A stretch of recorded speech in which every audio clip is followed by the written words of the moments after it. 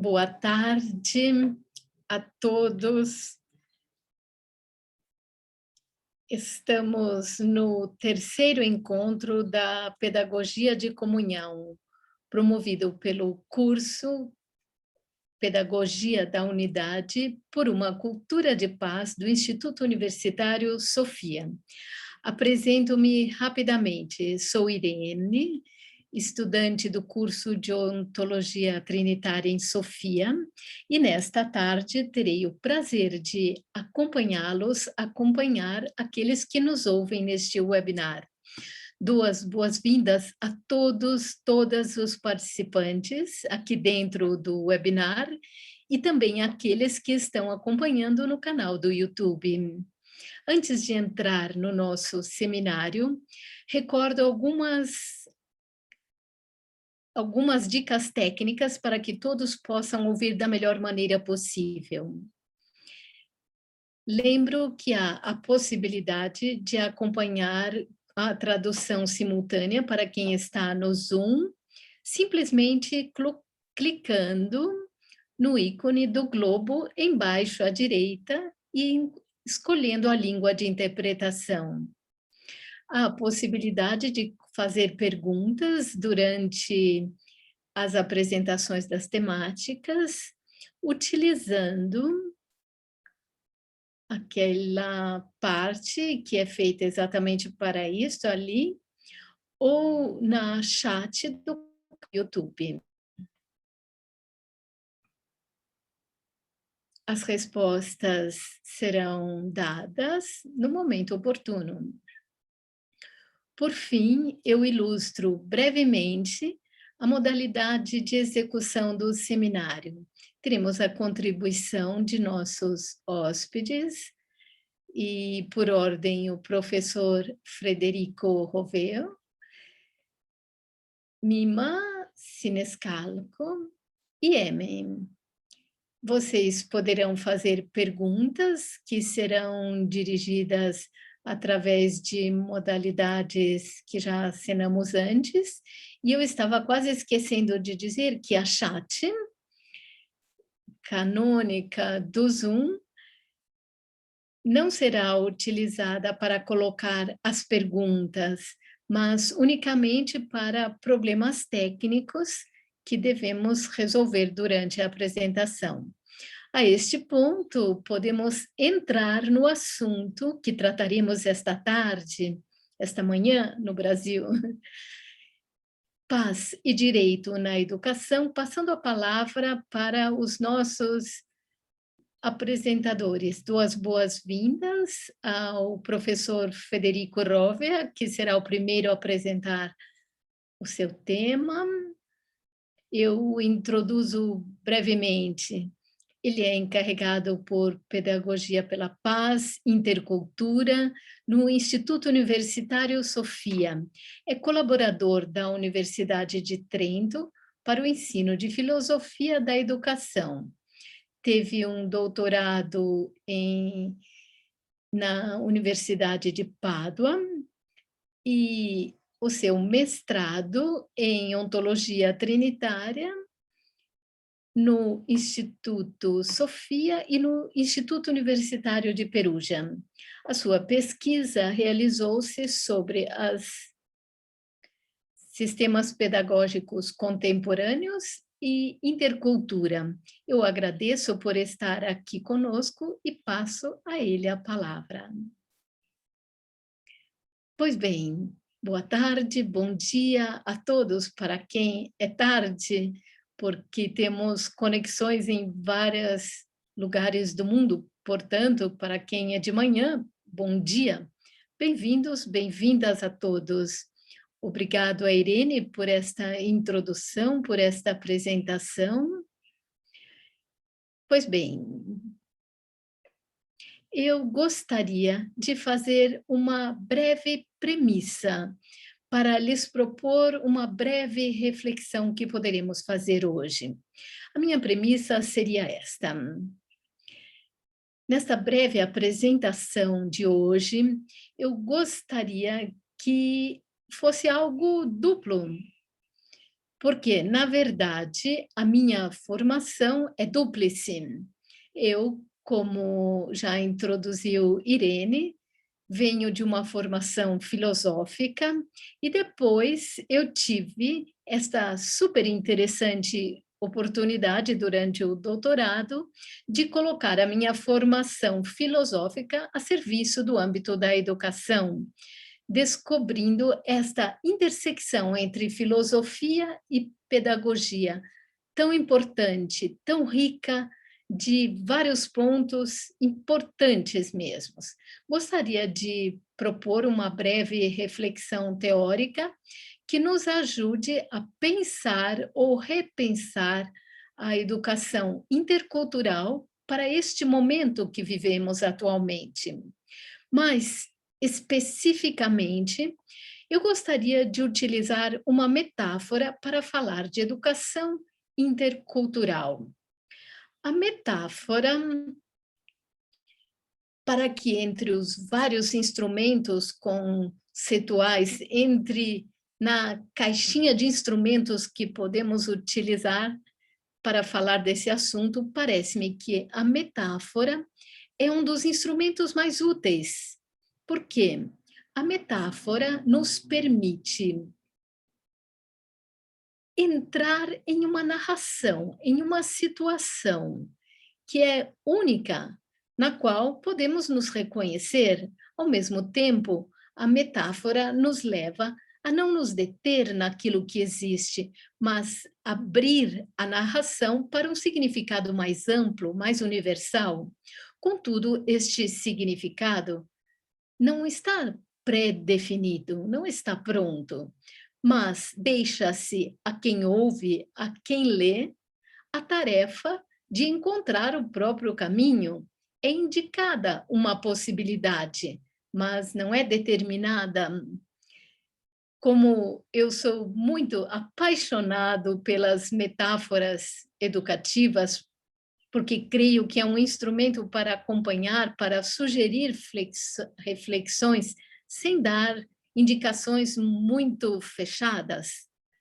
Creio, então, que hoje é importante para quem atua na educação, para quem quer pensar a educação, que utilize também espaços deste tipo, espaços de reflexão aberta, de uma reflexão, às vezes, pode não levar a nenhum lugar. Ela é um fim em si mesma e que nos ajuda, porém, a fazer uma leitura profunda daquele assunto, daquilo que existe, aquilo que temos ao nosso redor. Então, entrando no assunto específico, a metáfora que eu gostaria de introduzir para pensarmos juntos na intercultura atualmente é uma metáfora muito simples. É a imagem de uma caminhada, uma imagem muito do dia a dia. Creio que todos nós podemos experimentá-la. E, principalmente, a imagem de caminhar na cidade, na nossa cidade. Cada um pode pensar no seu próprio espaço de vida.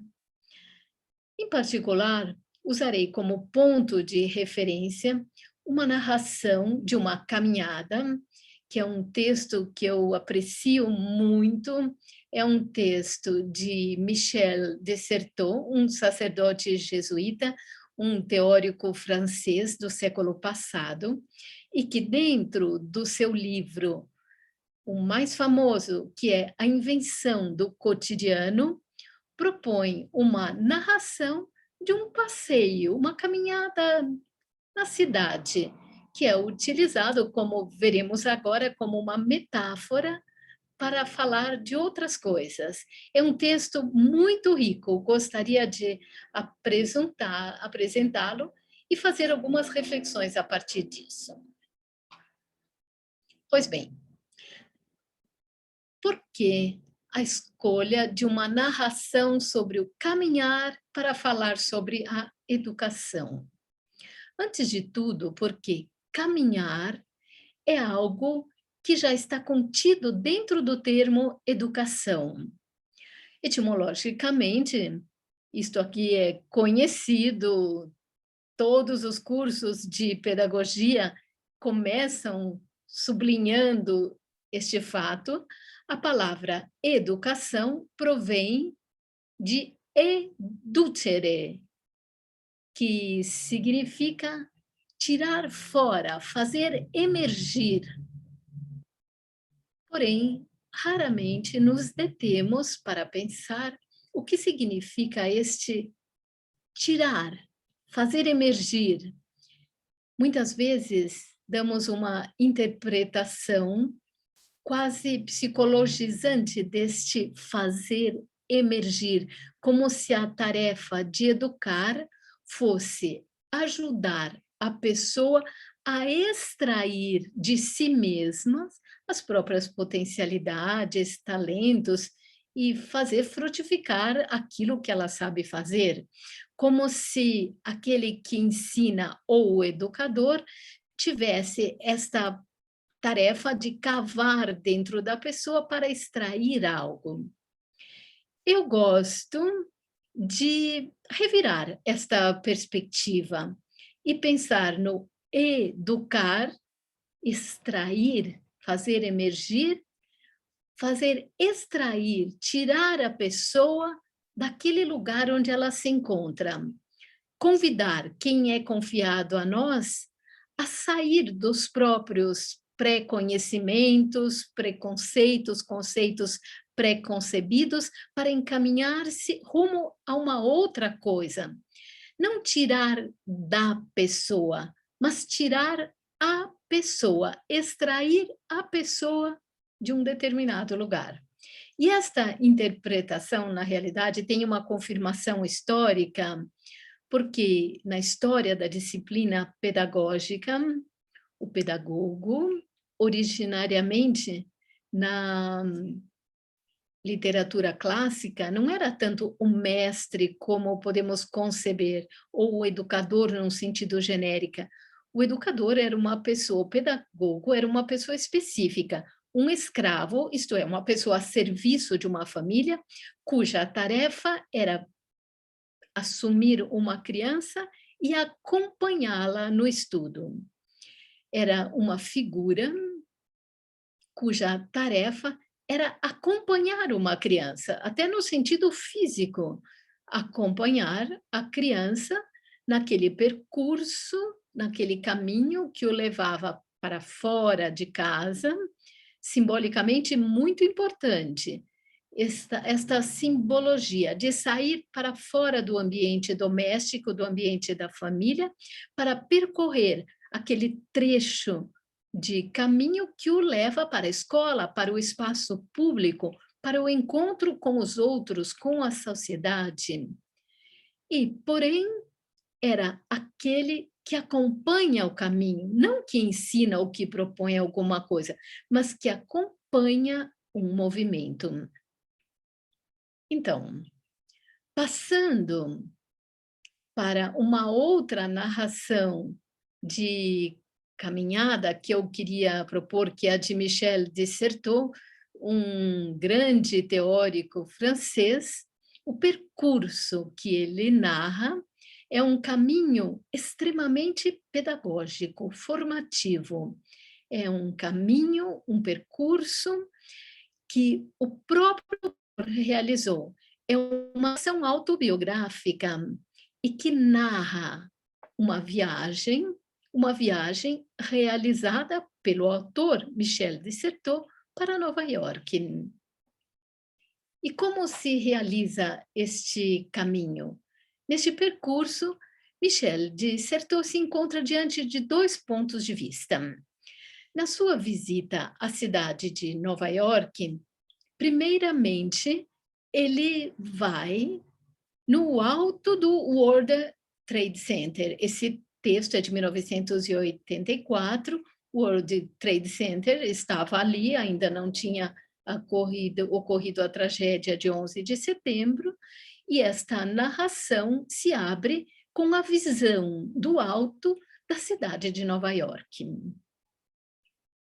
É uma visão, também do ponto de vista literário, Muito, muito bonito. Se vocês puderem ler, aconselho a todos, é uma aventura fascinante.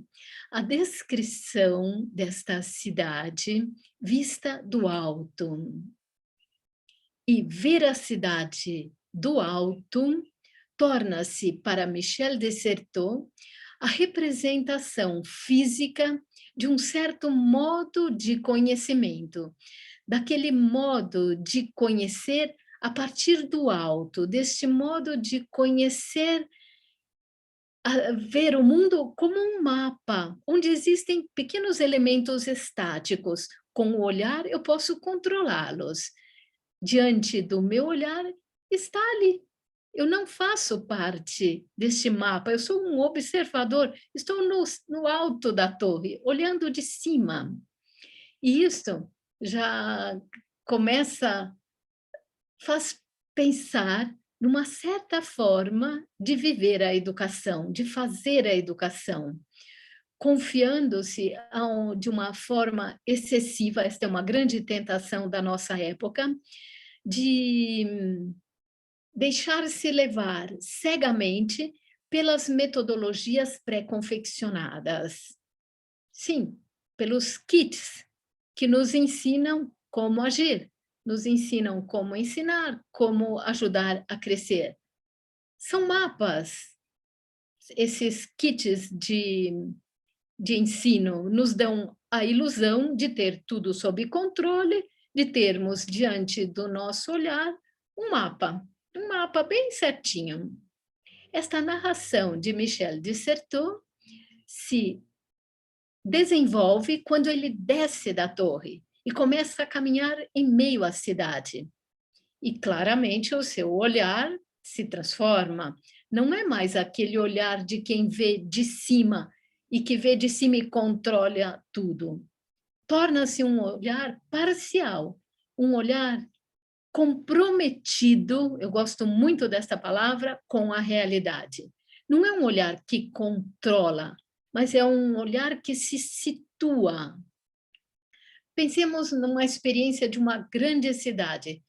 O quanto muda olhar do alto e o quanto é forte sentir-se pequenamente, muito pequenos, olhando para o alto, grandes edifícios, outras pessoas.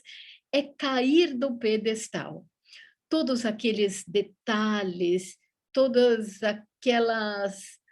aqueles caminhos que podemos encurtar, atalhos variados, este perder-se em meio às estradas da cidade nos permite, nos ajuda a pensar,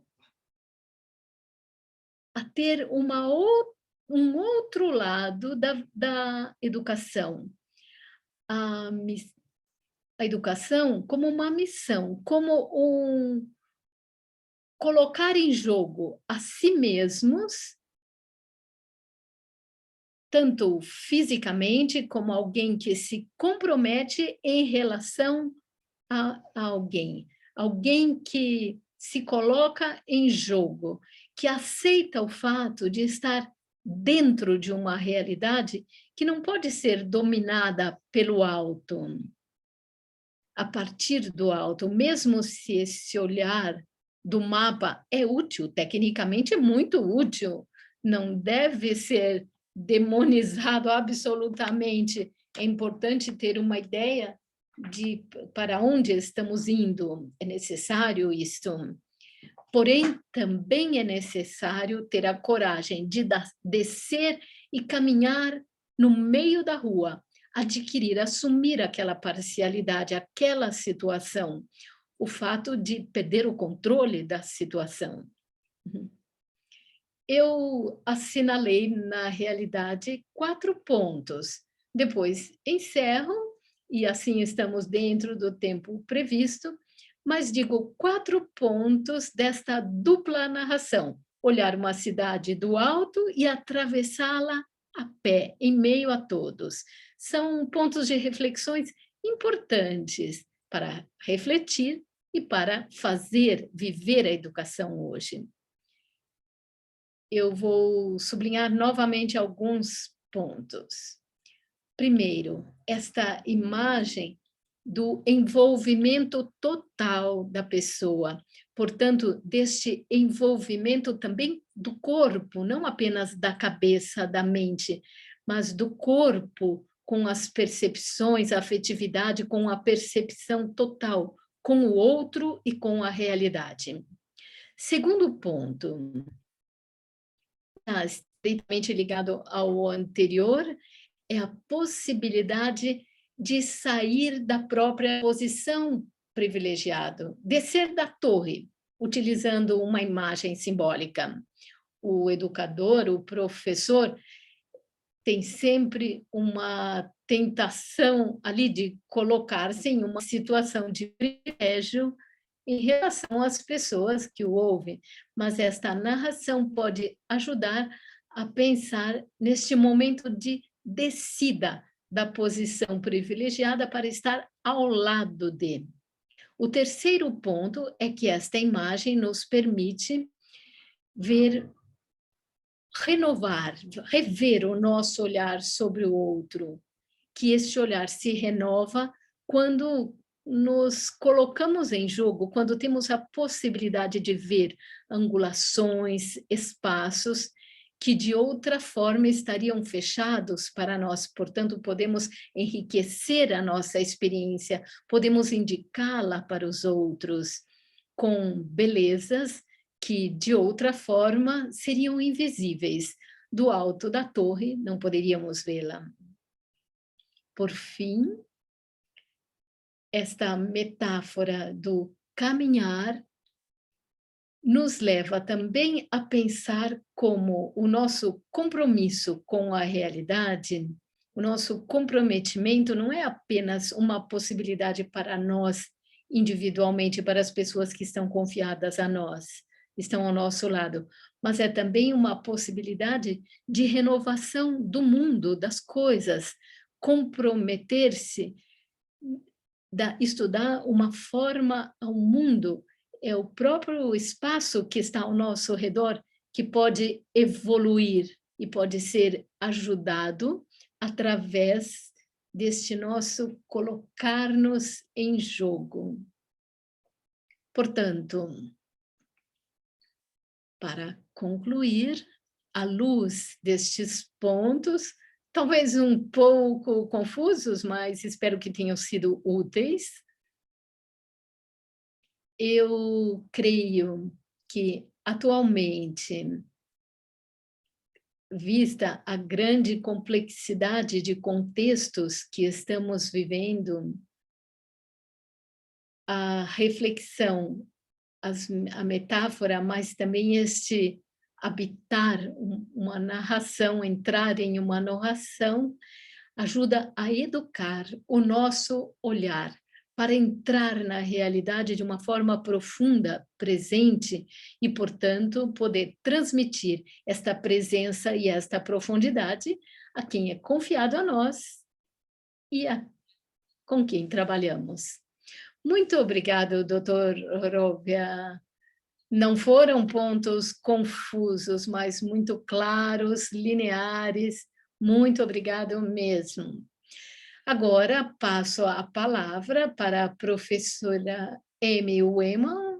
Apresento rapidamente, além de ser titular de um curso aqui em Sofia, ela é professora na Universidade de Georgetown, em Washington. Ela trabalha também é formada em estudos americanos, jurisprudência, tem um doutorado de pesquisa em direito pela Georgetown University. É formada em teologia e entre as suas publicações lembro de uma muito importante ligada à educação, política e diálogo, todas publicadas por New City Presses. A convido a tomar a palavra e desde já agradeço pela sua contribuição. Muito obrigada. Eu estou muito feliz por poder acompanhar esta explicação tão linda de uma imagem com a qual podemos trabalhar. Eu queria convidá-los a fazer uma caminhada, então, na minha cidade, onde eu moro em Washington, eu estou a 6 quadras de Cape Town, e pego como referência uma experiência, mas é o mesmo elemento que eu uso para o elemento ético do estudo profissional em Sofia. O cenário para o trabalho aqui é a intensa polarização que está ocorrendo atualmente. Como vocês puderem acompanhar, há uma grande tensão e dificuldades relacionadas ao racismo, a imagem de George Floyd, Black Lives Matter, a resposta à pandemia, são questões fortes. Foram 2 semestres, fazem 2 semestres e meio que estamos com aulas online, e isto comporta outra complexidade. Realmente, seguindo o convite que recebi, eu gostaria de este convite feito pelo professor Rovea. Vamos sair das alturas de World Trade Center. Ele tirava fotografias, mas descendo e caminhando nas ruas, o que se vê? Se vê muitos obstáculos para os estudantes que nos são confiados. Eu trabalho principalmente com adultos, numa média de 25 anos, para contextualizar. E pensemos um instante, qual é o impacto deste ambiente tão tenso na perspectiva e na experiência dos estudantes? Eu vejo que existe uma grande opacidade de relacionamentos, há um medo muito sentido de ou julgar ou ser julgados pelos outros.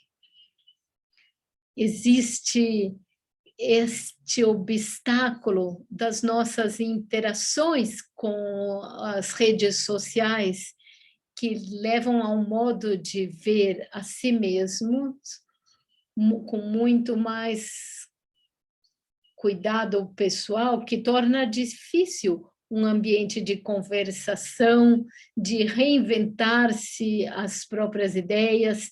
Então, este trabalho de educação, de fazer emergir algo, torna-se muito complexo pelo medo de errar ou de ferir uma outra pessoa. Depois, neste ano, principalmente, a distração, o cansaço, o esgotamento, o medo. Existem milhares de motivos que torna difícil já a dimensão de colocar-se em jogo.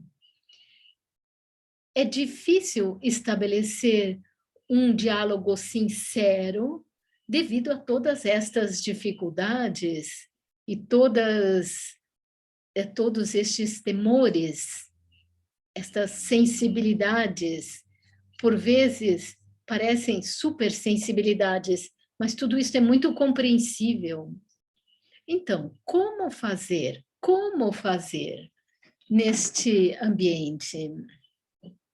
Aquilo que eu gostaria de, construindo novamente, isto que digo sobre a reflexão que Federico colocou, seria reconhecer, antes de tudo, os meus próprios limites. Não há, também no ensino em Sofia, não há um modo onde eu poderia ter um horizonte para assumir as diversidades culturais, as profundas questões, questionamentos que os estudantes trazem. Seria minimamente impossível isto. É realmente impossível. Isso comporta um grande espectro de diversidades políticas, culturais, religiosas, entre as várias partes do mundo, mas também das diversidades, até mesmo dentro dos Estados Unidos. Não, nem poderíamos sonhar em ter uma forma de ter todos os elementos para poder analisá-los. Seria impossível. O que eu peço aos estudantes para fazerem antes das nossas aulas, refletindo no material escolhido, logicamente, é que escrevam antes de ir para a aula. E isto tem alguns motivos, porque isto traz para mim um olhar um pouquinho mais claro, não só daquilo que estão pensando, onde estão vivendo, mas quais são os obstáculos para entender e levar avante um diálogo sobre o que falaremos.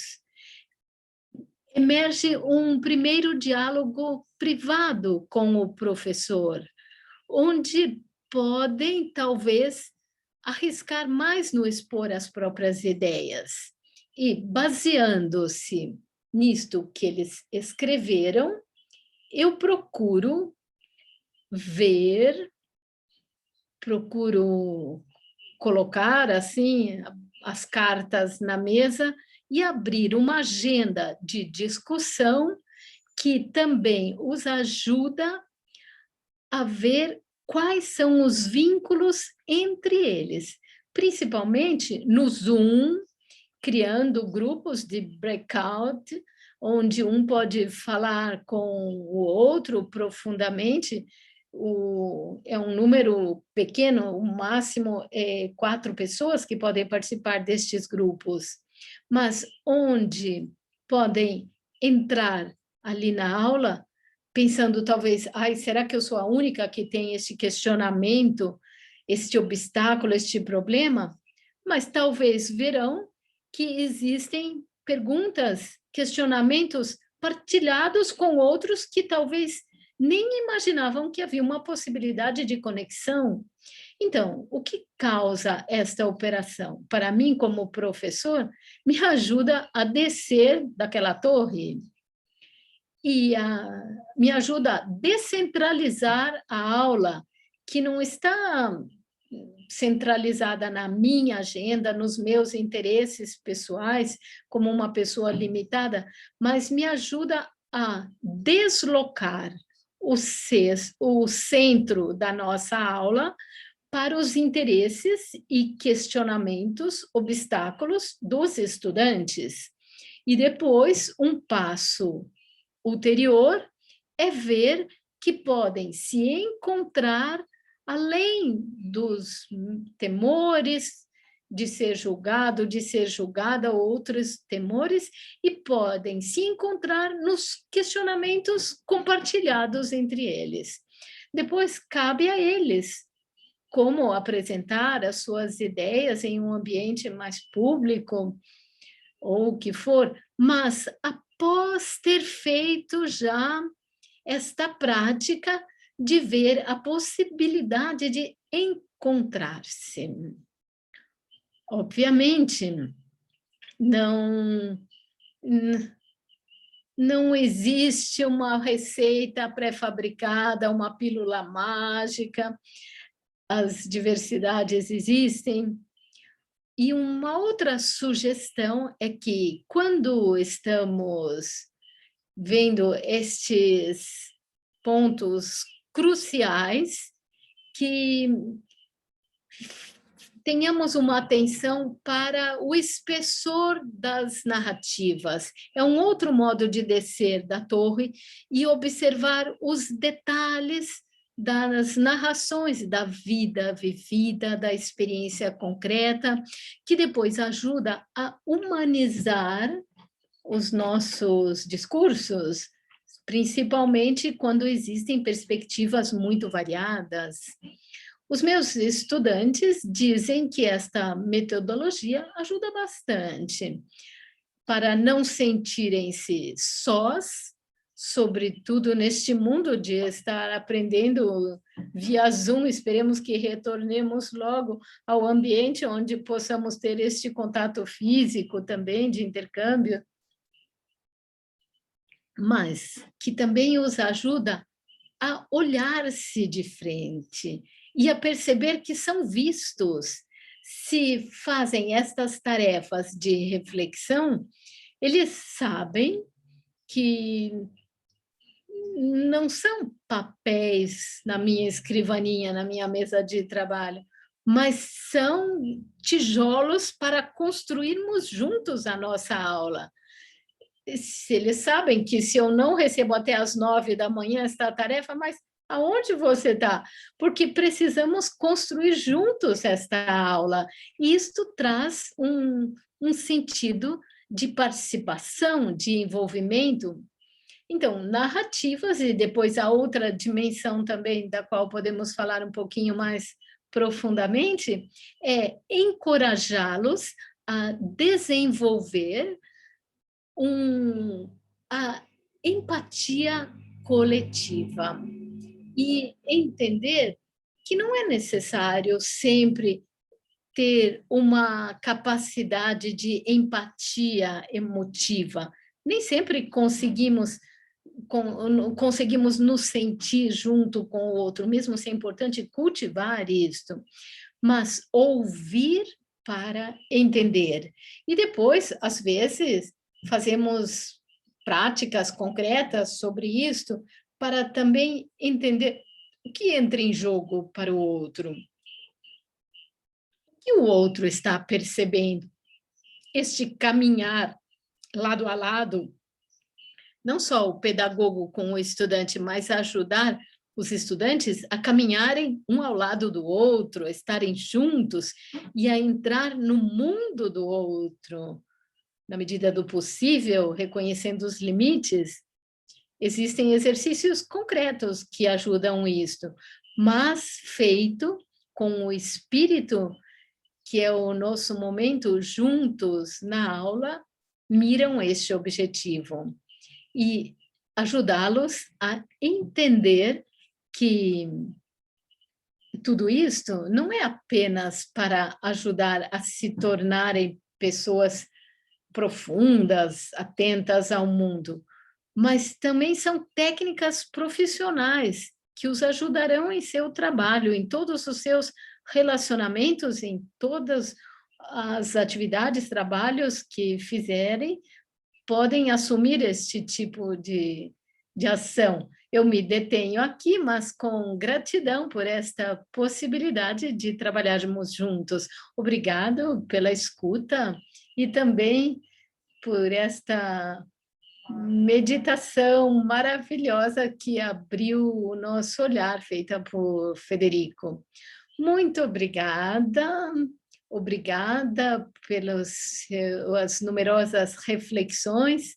Convido nossos ouvintes a ouvir para aprofundar novas perguntas também. Agora vamos concluir este painel com a doutora Maria Tereza Siniscalco, a quem dou as boas-vindas. Maria Tereza Siniscalco é colaboradora como especialista no seu projeto, trabalha em um trabalho de pesquisa em Pisa, trabalhou como pesquisadora em Hamburgo e tratou de relações científicas para organismos internacionais e italianos, como a Unesco e outros. Trabalhou em pedagogia comparada, em cursos de universidade de vários níveis, Universidade de Roma, no Politécnico de Milão, é formadora no campo da educação, também com diretores de escola. formada em filosofia, tem um doutorado em pedagogia experimental pela Universidade La Sapienza de Roma, autora de várias publicações, entre as quais avaliações internacionais e vários outros títulos. Muito obrigada por estar aqui conosco. Passo a você a palavra.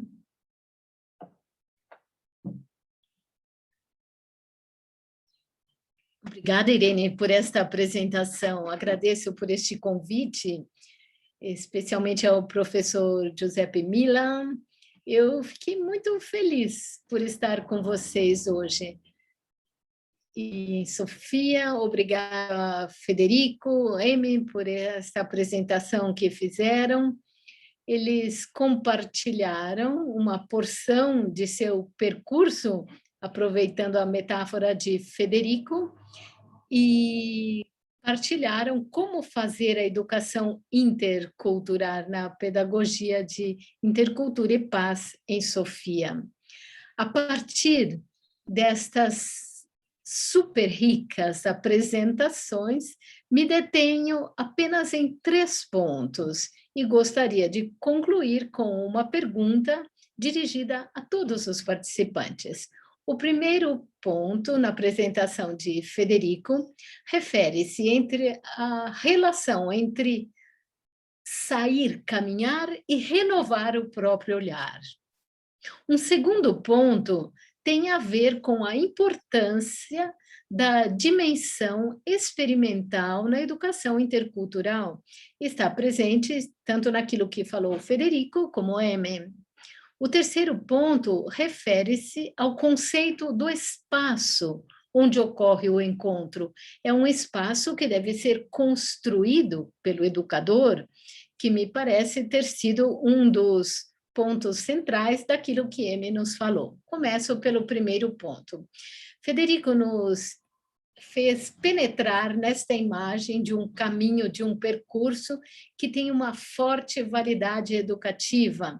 Educar é fazer emergir a pessoa do espaço onde está habitualmente, que é um espaço onde a percepção e os conceitos estão limitados pela experiência passada, e tirar a pessoa para que possa colocar-se a caminho e possa se expor à novidade e à diversidade presentes na realidade. Um dos frutos deste sair caminhar é o olhar se desloca. Eu me lembrei de muitos exemplos nesta relação entre sair, caminhar e renovar o olhar no campo da educação. Um exemplo que gostaria de citar é o projeto Erasmus. Erasmus é um nome, Erasmus de Roterdã, do Renascimento, também é um acrônimo que, traduzido em italiano, significa Programa Europeu de Mobilidade de Estudantes Universitários. Qual é o conceito que está na base do programa Erasmus, assim como de todas as iniciativas do programa Erasmus, eu estudei, assim, que um estudante assume para ir morar num outro país. A ideia é que não vá apenas para aprender uma outra língua, mas vai para aprender a viver com pessoas de uma cultura diferente, a conviver. A este respeito, eu gostaria de propor uma experiência pessoal, de uma certa forma, a experiência que a nossa filha mais nova fez quando retornou da China. Ela foi passar um ano antes de começar a universidade. Foi um ano interrompido após 6 meses devido ao início da pandemia. A sua intenção era passar um ano, viver um ano fazendo algo pelos outros, colocar o seu tempo à disposição e para descobrir uma cultura diferente da nossa. No final, falando com estudantes chineses que estavam concluindo o ensino médio, disse: aquilo que eu experimentei este ano é que para entrar em uma nova cultura, precisamos deixar de lado todos os preconceitos que temos e encontramos no mundo ao redor e nos meios de comunicação e, com uma abertura mental, procurar entender esta cultura. Porque, se pensarmos bem, aquilo que se considera normal, na realidade é apenas aquilo com o que você está acostumado no ambiente onde você cresceu. Procurar entender uma nova cultura vivendo junto com as pessoas é, na realidade, a oportunidade de descobrir uma outra forma de ver o mundo, que poderia ser o teu modo de ver se você tivesse nascido ali. Esta compreensão doa a possibilidade de ter uma visão mais ampla e multicultural da realidade. Procurar entender uma nova cultura é a oportunidade de descobrir uma outra forma de ver o mundo. Estas palavras são um testemunho mesmo deste conceito que Federico dizia, que é sair de si, deslocar-se do próprio mundo habitual, do próprio modo habitual de ver as coisas, para ampliar o olhar e perceber que o próprio ponto de vista é um dos pontos de vista possíveis e que existem muitos outros. Naturalmente, não é necessário ir para o outro canto do mundo. O que é transformador é o encontro vital com o outro, com a sua cultura. Este é o primeiro ponto. Segundo ponto, a importância da dimensão experimental. Federico falava, como o autor propôs, Michel de Certeau, confrontar o ver o mundo do alto, uma pessoa que está distante, faz ver a realidade em uma visão bidimensional, ao passo que o caminhar é uma experiência onde estou imerso na realidade e envolvido com todo o meu ser. Isso que se propõe aos estudantes, que também que Amy falou, é colocar-se em jogo, é a experiência como a interação com o outro que pode iluminar para ver a realidade nos aspectos cruciais que existem ali. A experiência tem uma ressonância especial na educação intercultural. A este respeito, gostaria de lembrar de alguns dados que foram colhidos recentemente pela OECD e demonstraram como a dimensão experimental é fundamental para ajudar os jovens a desenvolver aquilo que foi definido como competência global. Essa competência global, como foi definida, o que significa essa competência global? É a capacidade de examinar de maneira crítica problemas importantes em nível local, intercultural, problemas que me acena em nossos seminários, ver a perspectiva do outro, a capacidade de ter uma empatia cognitiva, a capacidade de empenhar-se, comprometer-se em uma integração, interação respeitosa com os outros, entre culturas diferentes, e também a capacidade de agir de maneira responsável para o bem-estar de todos e para o desenvolvimento sustentável. O último ponto que Federico acenava, este comprometer-se com a realidade. Nesta competência global, surgem aspectos cognitivos, socioemotivos e aspectos de ação. Em 2018, a OECD recolheu pela primeira vez os dados sobre a competência global entre estudantes de 15, na faixa dos 15 anos, de 27 nações, países. E o que mais vem em evidência é o que realmente ajuda a deslocar o olhar é comprometer-se em experiências interculturais. Sempre nos dados desta pesquisa, vemos que as escolas podem crescer neste sentido, porque temos a tendência de transmitir ideias e conhecimentos sobre a intercultura mas temos mais dificuldades de fornecer aprendizagens experimentais, verdadeiras experiências. Na escola, os estudantes aprendem muito sobre outras culturas, porém, mais raramente participam de eventos que celebram a diversidade cultural. Portanto, a importância desta dimensão experimental de caminhar, comprometer-se e dialogar, ter diálogos sinceros, como foram chamados. E agora passo para o terceiro ponto. O terceiro ponto é que a experiência do encontro e do diálogo com o outro acontece no espaço, em um espaço que é criado, projetado, mantido pelo educador. O que eu quero dizer com isso?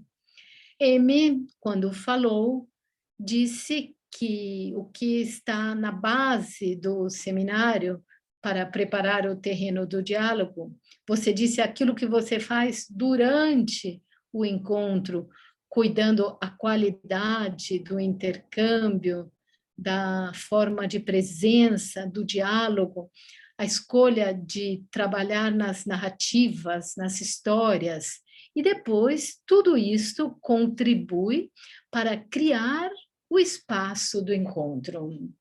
Porque o espaço onde o encontro ocorre não é um espaço ligado unicamente a um espaço físico visível, mas é ligado também a aspectos menos visíveis, que são muito importantes, o espaço psicológico, emocional, cultural, ético.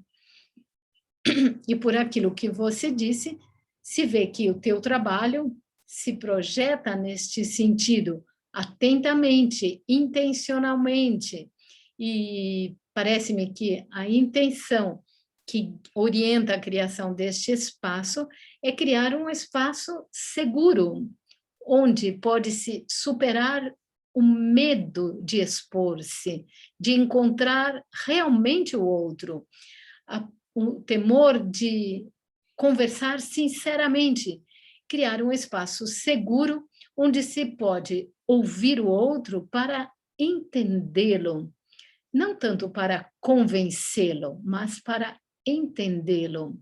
Portanto, todo o trabalho que ocorre anteriormente e talvez também depois, estabelece bases para que o encontro e o diálogo ocorra dentro deste espaço. A respeito do papel do educador para criar este espaço de relações, há uma pesquisa sempre feita pela OSC, é a importância da atitude interior do docente. A coerência entre aquilo que o professor diz e faz e deixa transparecer pelas suas atitudes. Pediu-se aos estudantes, perguntou-se para os estudantes se achavam que os estudantes tivessem opiniões negativas sobre alguns grupos culturais ou uma visão negativa sobre a história de alguns grupos culturais, ou se apenas tinham expectativas mais baixas em relação aos estudantes de alguns grupos culturais. E viu-se que percebia-se que havia uma correlação significativa entre as atitudes de discriminação dos professores e dos estudantes. Os estudantes que percebem que os seus professores têm atitudes de discriminação, tendem também eles a respeitar menos pessoas de outras culturas. E esta mesma correlação há entre atitudes dos pais e atitudes dos jovens, das crianças.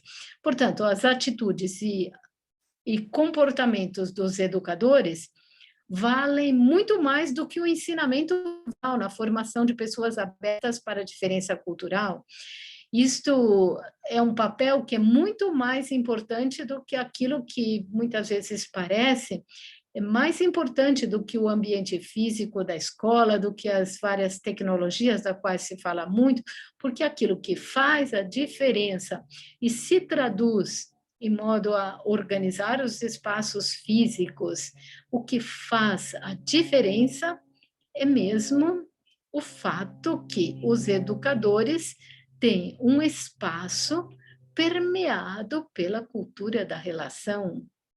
Portanto, 3 pontos. Sair, ir ao encontro do outro leva a deslocar-se, ampliar o olhar, ir em direção ao outro para renovar o próprio olhar, ter uma dimensão experimental que envolve cabeça, mente, coração, mãos, e, por fim, o educador tem o papel fundamental, a partir da sua atitude interior, para construir e manter o espaço da relação. Eu creio que, espero não ter sido confusa, e quero concluir propondo uma pergunta para todos. Depois vamos pegar um momentinho para refletir, para escrever no papel a nossa resposta e, eventualmente, compartilhá-la na chata. Vamos sair um pouquinho da regra de não usar a chat. Vamos escrever na chat a nossa resposta, condensando em 2, 3 palavras-chave ou em uma palavra breve, uma frase breve. A pergunta é esta: pensando na minha experiência, o que poderia ter ocorrido para que uma situação de divergência com alguém, divergência de opinião, sensibilidade, de modo de fazer, tenha se tornado uma oportunidade para ampliar o olhar e aprofundar o relacionamento? Pensando, então, na minha experiência, o que fez que uma situação de divergência com alguém tenha se tornado uma oportunidade para ampliar e aprofundar o relacionamento? A pergunta já está ali na chat. Vamos pegar um minutinho para analisar esta situação. Um minutinho de silêncio. E vamos tentar escrever a nossa resposta, e quem quiser pode partilhar, sintetizando bem sinteticamente ali na chat.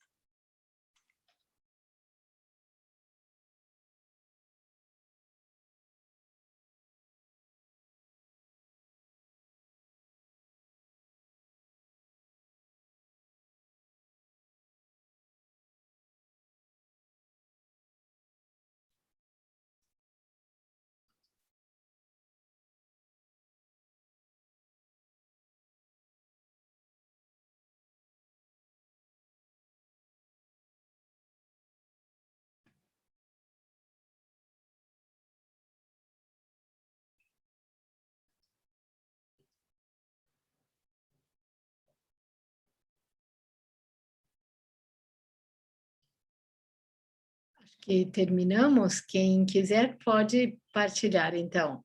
Experimentar colocar-me no lugar do outro.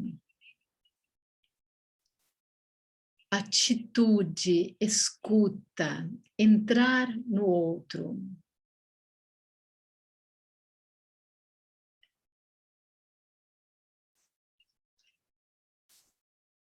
Quando decidi ouvir o outro até o fim. Eu sou o outro. Uma séria escuta do outro.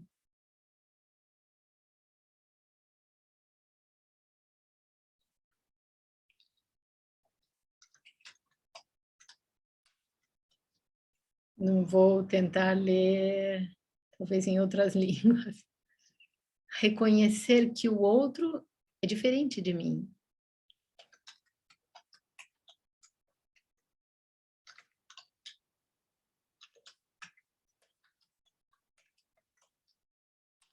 Não sei se na chat do YouTube tem respostas.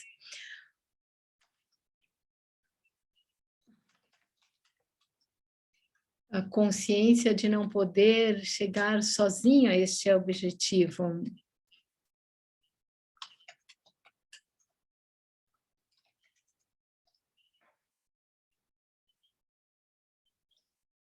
O desejo de perceber profundamente o que o outro sentia.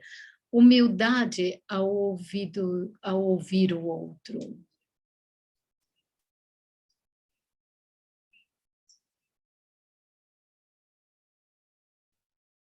A humildade é uma das condições do diálogo, como Paulo Freire diz. O amor pelo mundo e pelas pessoas é a humildade, é a segunda condição colocada. Entrar no outro e pedir desculpas sem pensar no que aconteceu, nos dá alegria de entrar no outro, é importante perder as próprias ideias. Quando for aberto um espaço de liberdade interior, para poder ouvir sem julgamentos, não julgar, ouvir as motivações do outro.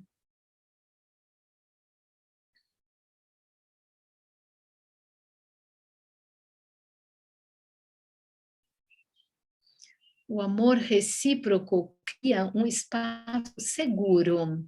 Procurar ver as situações, as coisas, a partir das perspectivas do outro, colocando-me no seu lugar.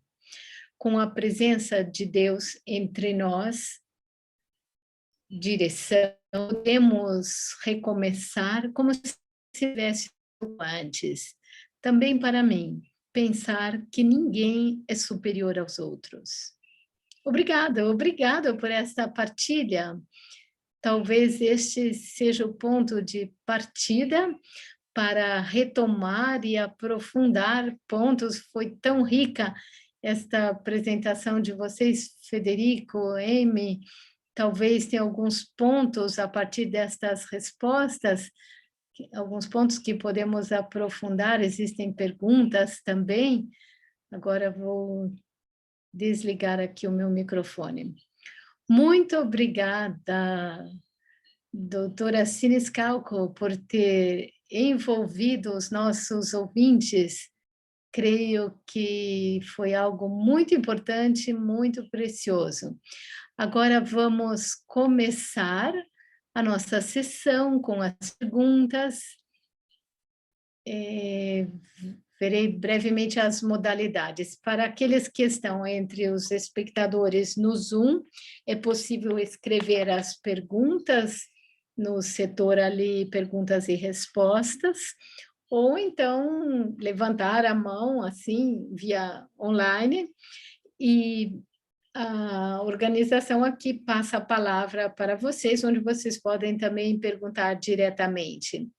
Esta modalidade também é aconselhada, convidamos as pessoas que estão no palco do Zoom e que não poderão escrever ali no lugar, mas que começam a tomar a palavra. Também para aqueles que estão acompanhando via YouTube, será possível escrever as perguntas e serão transmitidas. Agora me dizem que já temos perguntas no canal do YouTube. Passo a palavra a Valentina, que lerá a primeira pergunta. Diz, outra Valentina, somos duas Valentinas aqui. Então, vamos ler a pergunta. Olá a todos. Esta é uma resposta que está escrita em inglês.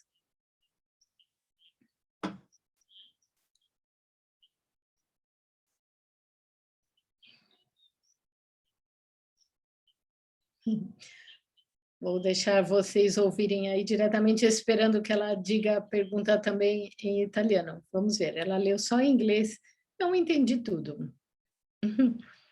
Muito bem, a resposta fará entender a pergunta, com certeza. Obrigado por ter lido esta pergunta. Eu convido também os espectadores, se tiverem perguntas a fazer.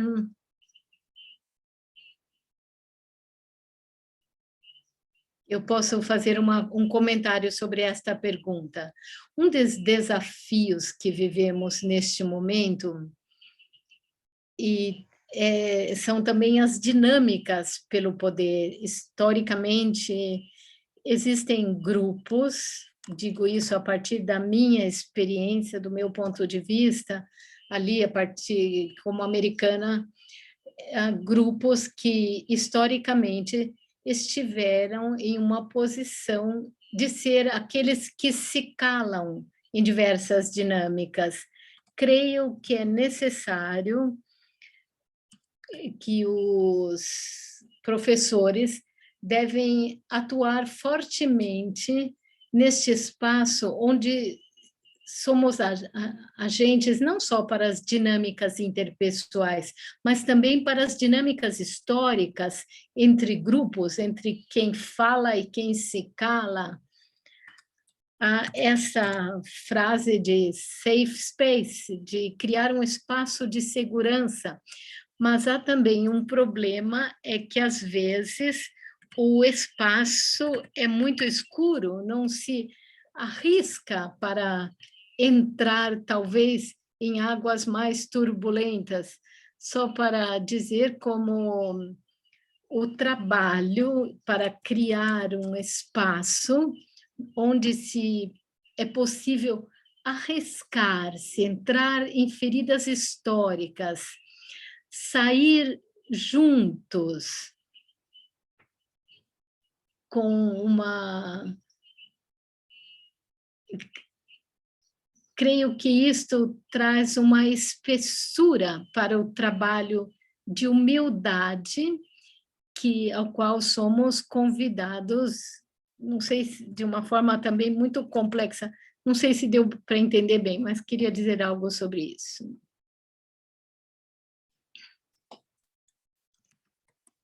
Muito obrigada. Na espera de que cheguem perguntas dos nossos espectadores, eu gostaria de fazer uma pergunta brevemente, onde vocês três poderiam dizer uma palavra sobre isso.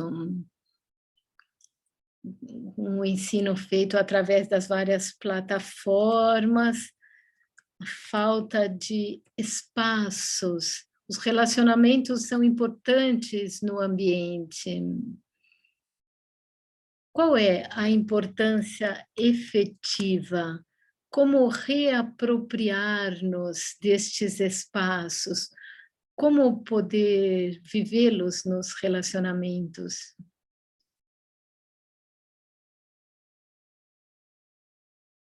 Então, Maria Tereza, você quer começar? Tudo bem, eu vou. Peço desculpas, eu tive um blackout aqui na minha conexão, mas agora retornei. Eu creio que a questão dos espaços da formação sejam muito importantes.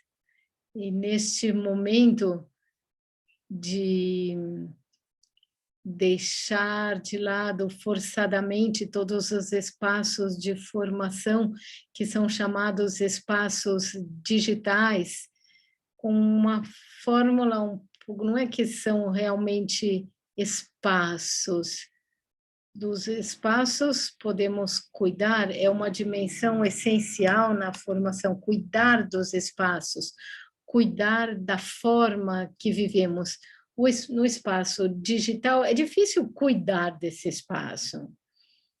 Existe toda a dificuldade que há nisso, e a questão intercultural.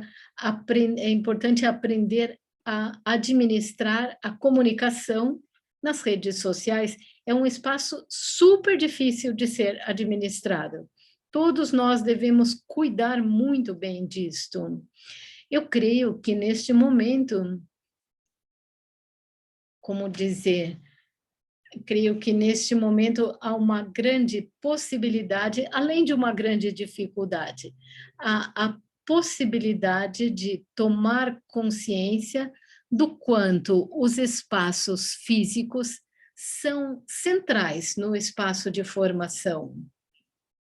O que me vem em mente agora, eu li recentemente um livro escrito por 3 antropólogos de Turim, que se intitula O Mundo que Vocês Terão. São breves reflexões antropológicas sobre a pandemia, e uma reflexão muito importante que eu lembrei agora, é justamente a partir do ponto de vista dos antropólogos, é o sistema da interrupção. Em muitas culturas existem ritos que interrompem o tempo habitual e nos permitem começar um tempo renovado. A quaresma, neste período, Ramadã, para os amigos muçulmanos, que cria justamente isso. Essa pandemia, se for vivida de um modo correto, pode ser um momento de interrupção e repartir de um modo novo. É importante cuidar do ambiente, dos espaços onde vivemos. É uma oportunidade que não é automática, para ninguém é automático entrar novamente em uma sala, retomar uma aula e entrar com... É um caminho que deverá ser feito à medida que, pouco a pouco, pelo menos aqui na Itália, começamos a ter alguma abertura, algumas possibilidades novas.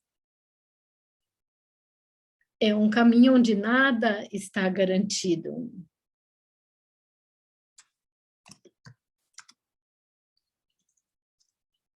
Muito obrigada mesmo. Sempre nesse caminhar para o qual nos introduziu Federico e no qual retornamos. Se vocês também quiserem responder, a Maria Teresa Siniscalco e também Amy, eu muito brevemente me coligo aquilo que Federico falou, estou muito de acordo com isso também. É um momento de crise, há uma grande oportunidade, no caso do mundo escolar, vemos como será o retorno à normalidade, falamos de uma nova normalidade. Estamos ainda nesta situação de um certo de desconforto mesmo.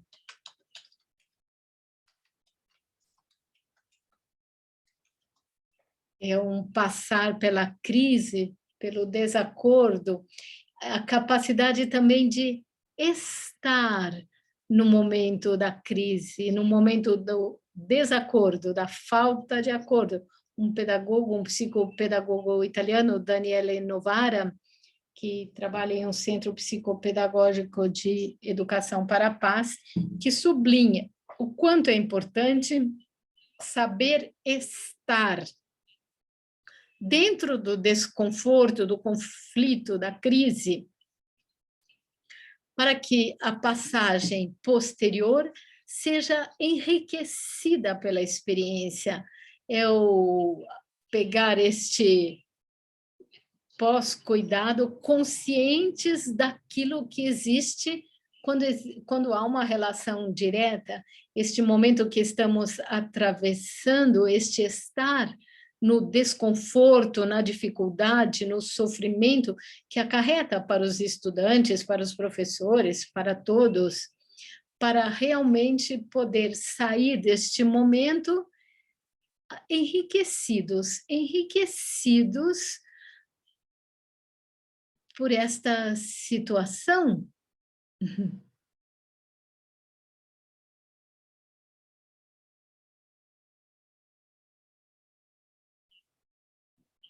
Muito obrigada, sim.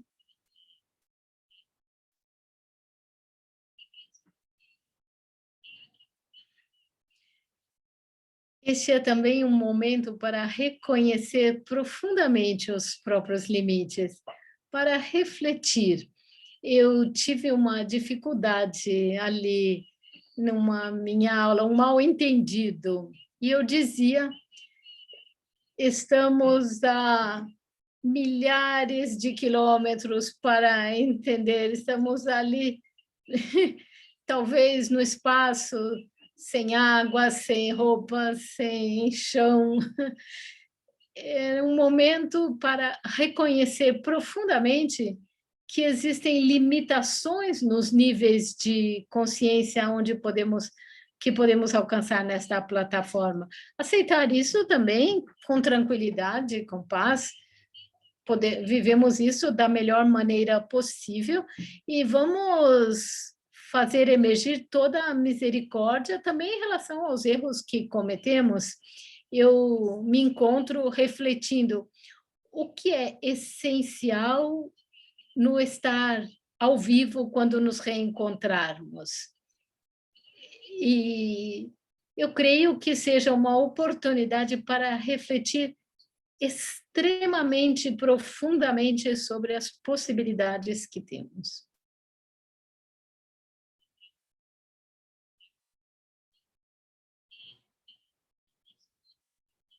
Agora, nós temos um comentário no canal YouTube. Também temos uma pergunta dos espectadores do Zoom. Vamos ler as perguntas e depois daremos a resposta, o espaço para vocês responderem também.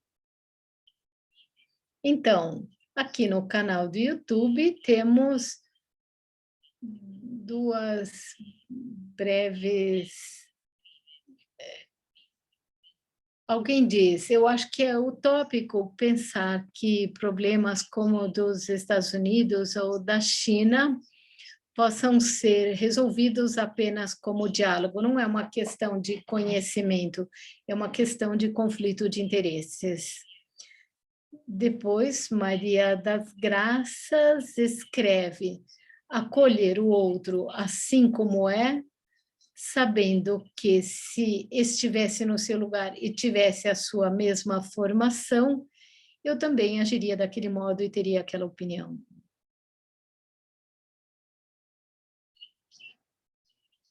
Eu posso começar dizendo que estou completamente de acordo com isto. O diálogo não é uma pílula mágica. Não existem. Por exemplo, eu começo a minha aula sobre os conflitos sociais, religião, moralidade, etc., com a leitura de Martin Luther King, um trecho seu muito importante, que diz a mesma coisa, que é necessário ir a fundo e perceber a exigência das profecias pela justiça que estão contidas neste conflito. E, ao mesmo tempo, ser estratégicos nas escolhas comuns para levar avante mudanças efetivas. É necessário fazer todas estas conversas, acolhendo todo o trabalho profundo pela justiça econômica, pela justiça racial. É necessário colocar junto todo este trabalho pela justiça dentro dessas conversas que temos, senão causaríamos danos ao não reconhecer a profundidade dos conflitos e o trabalho que temos que fazer pela justiça para curar estas grandes separações. Estou completamente de acordo.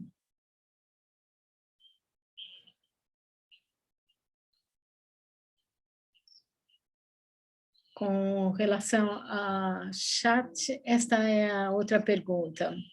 Um objetivo destas Um dos objetivos das redes sociais é a polarização para manter a pessoa ativa, mas esta forma de discussão está presente também em ambientes de aprendizagem. Como ampliar o olhar para um diálogo enriquecedor e, ao mesmo tempo, promover o debate e o pensamento crítico, sem permanecer no desacordo?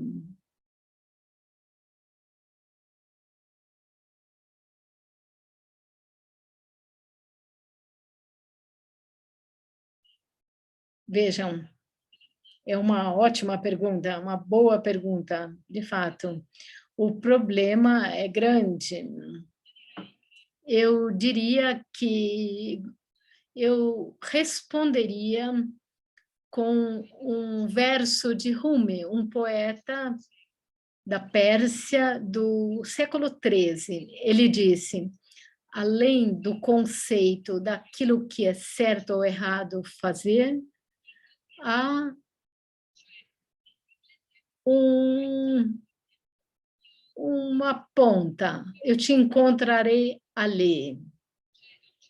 A um certo ponto, como costume do diálogo, é necessário ir além do conceito de quem tem razão e quem não tem, para encontrar-se em um terreno que vai além deste, que é a acolhida à pessoa. Aquilo que Pierre dizia antes é muito certo, os problemas são conflitos de interesses em um certo nível. Quando sairmos do nosso seminário, da nossa aula, os problemas são conflitos de interesse, mas o desafio que temos à nossa frente é aquele que Papa Francisco também coloca, é uma mudança de mentalidade, mindset. Até agora fomos para frente com uma mentalidade centralizada no egoísmo, no eu. Precisamos ampliar esta mentalidade para chegar a uma mentalidade focada no nós, onde esse nós não é um outro pequeno grupo de interesse, mas este nós é a humanidade. Se não acolhemos este desafio, bateremos a cabeça na parede. Um outro elemento que eu acrescentaria seria também perguntar-se de modo prático qual é o espaço para encorajar este trabalho crítico. Nem sempre é colocar ali contra a parede quem tem que fazer um passo. Existem várias maneiras de dar um feedback também via Zoom, assim, temos conversas pessoais também, mas precisamos ser criativos, porque se há um desencontro, uma dificuldade, o estudante está custando para fazer um passo profundo, é necessário colocar-se todas as possibilidades para sanar este espaço onde você percebe que pode ir na maior profundidade possível. Outra coisa seria pensar seriamente nisso, porque às vezes se coloca o outro contra a parede, na frente de todos, além de envergonhar, não ajuda a dar aquele passo profundo que o outro poderia fazer em outro contexto, mas, ao mesmo tempo, é necessário fazer emergir todo o conflito também de uma outra forma. É uma forma de discernimento para os professores, para que possam se perguntar o lugar melhor para ajudar esta pessoa a fazer um passo, mas ajudar todo o grupo a fazer um trabalho em profundidade. Eu acrescento apenas uma pincelada final. Eu creio muito que, para ir além desta lógica da contraposição, na qual, querendo ou não, todos estamos dentro, o modo de comunicação digital, quem mais ou quem menos, todos nós vivemos isso. Eu creio que seja essencial recuperar a atenção para os momentos informais. São aqueles que, da comunicação digital, são aplainados. Às vezes eu escrevo 3 frases de uma maneira estándar e tudo termina ali até que o outro me responda ou desligo o celular e a conversa acabou. Pelo menos para a minha experiência é assim. Aqueles momentos de um passo adiante na relação, no confronto, muitas vezes ocorre naquele momento intersticial, quando terminou o momento no qual eu estou colocando o pé ali fora da sala de aula, ouço meia palavra que abre o mundo, aquela pessoa queria me dizer alguma coisa. E talvez nesse novo espaço emerge, ou tinha dito uma opinião, talvez forte, violenta, mas no final da aula, ouvindo alguma coisa, falando no corredor, percebemos que aquela reação violenta tem uma história, tem uma premissa. Isto aqui é importante na comunicação digital, isso aqui não pode ocorrer, mas é um espaço de onde partir novamente. Muito obrigado, agradeço a todos, porque agora estamos indo para a conclusão deste encontro. Creio que foi um seminário muito rico e enriquecedor. Portanto, agradeço, além dos nossos apresentadores, aqueles que nos ouvem, agradeço os tradutores, tradutoras, que possibilitaram acompanhar o programa de vários lugares do mundo. Convido para o próximo webinar, que será no dia 28 de maio, às 15 horas italiana, 10 horas do Brasil. Vocês verão já aqui o convite e os esperamos no próximo encontro. Obrigada e uma boa tarde, um bom dia a cada um.